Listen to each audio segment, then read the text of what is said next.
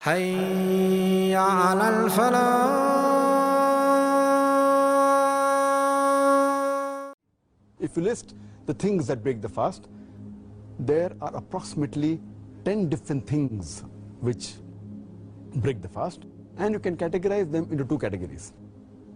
The first category is that which breaks the fast when we take it inside the body. In them, there are four things. The first is eating and drinking.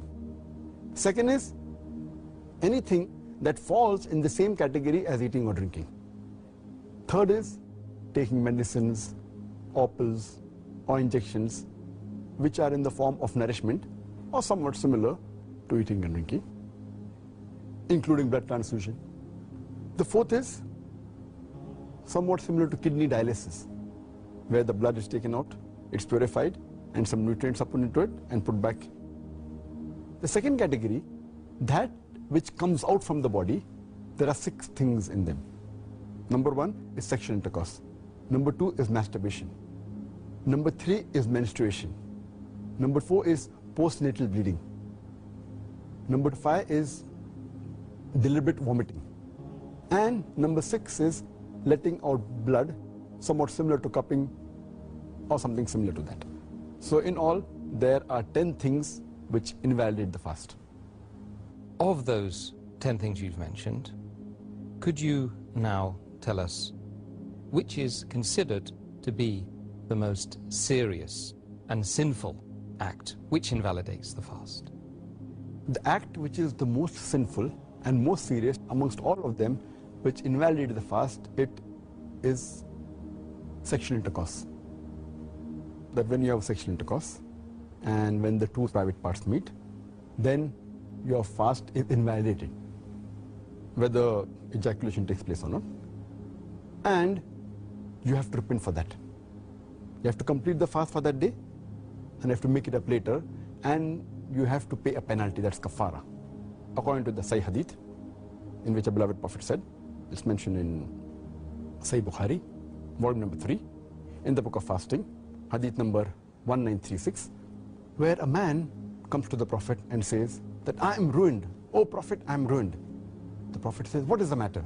The man says, I had sex with my wife while I was fasting.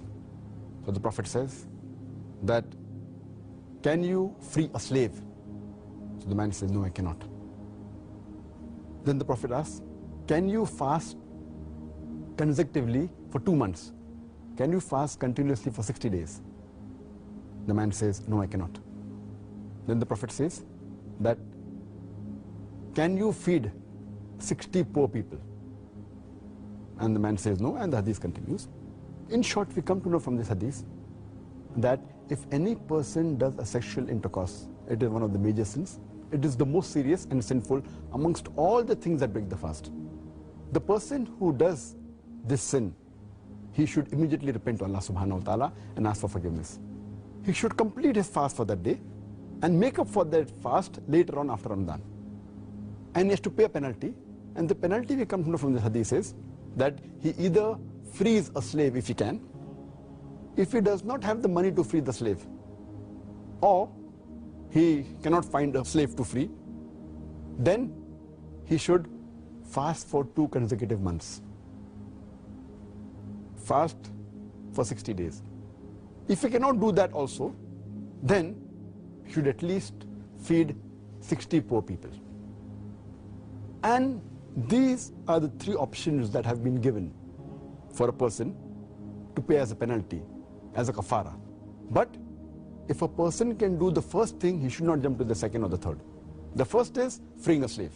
If he cannot do that, if he doesn't have the money or cannot find a slave, then he can go to the next option, that is fasting consecutively for 60 days.